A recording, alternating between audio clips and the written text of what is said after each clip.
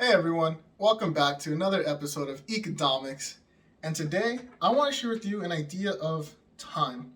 Muhammad Ali said, your life is really not that long, and he could prove it. If you had slept 8 hours every night, which is the average, for the last 30 years, you have slept 10 years of your life. 10 whole years. That means you really only lived 20 years up to that point, right? You've been unconscious from the time you go to bed to the time you wake up, you don't remember a thing.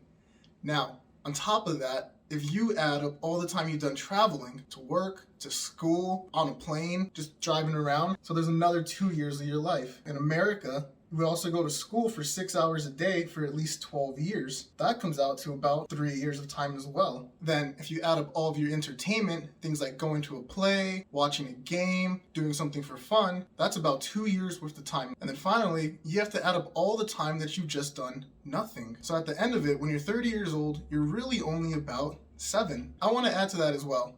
If you went to work instead of going to school after turning 18, that's 50 weeks a year at 40 hours a week for 12 years. That's 3 years of your time. That's one of the reasons I had no problem walking away from school for a bit.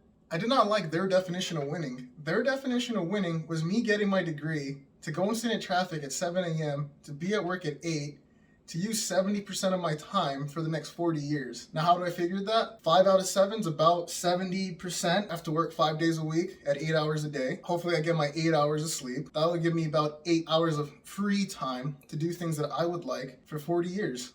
If you couldn't tell, I'm quite a pragmatic person.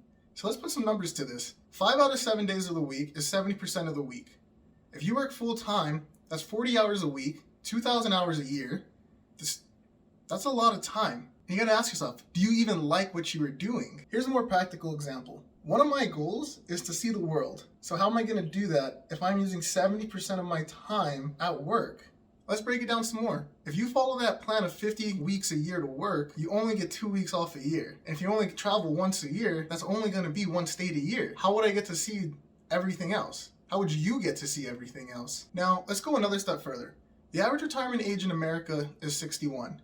But most people plan to keep working until after 65. The average life expectancy in the US is 78. You can't even touch your 401k until you're 59 and a half. And if you plan on Social Security, you can't touch that until you're 66 in 10 months without getting a reduced benefit. So even if you make it to retirement, you have somewhere between 6 and 12 years to enjoy your life. I don't like that. That's not what I want to do. I don't know about you, but part of it being your life is you get to choose. Let's say you start that business you wanted to start, and it takes 10 years to get off the ground and to make some money, or even replace some of your income. If after 10 years, you only have to work 20 hours a week in your job and the rest in your business, I would call that winning. You're buying back your time and you're probably doing what you love. When I heard this, it really put things into perspective that all we really have is right now. The way I see it is, if I'm gonna be at work, I probably don't have money, and I'm giving away my time. If I'm not gonna start a business, I'm okay with someone else being in control of my money and my time. I'm someone who values freedom over almost anything else. And it's kind of like that post you've probably seen on social media where the first third of your life you're too young,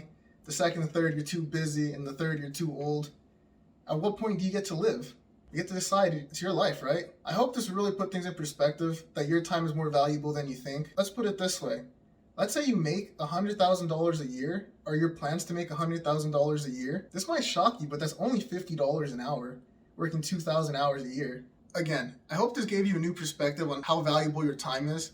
And I think it was Seneca that said, it's not that your life is short, but that you waste most of it. Don't get me wrong, I'm not perfect, I'm far from it. I'm still a student of life. We're learning through this together. The plan that society set out for me and the plan that I've decided I want can be further apart. Thanks for listening to me rant about how important your time is. And if you really liked it, like, comment, subscribe, and send it to a friend if you found it useful. Moving on from this, we're gonna start talking about more practical things that you can do to set up your finances, to start doing things like invest, help people, or even just the mentality of money.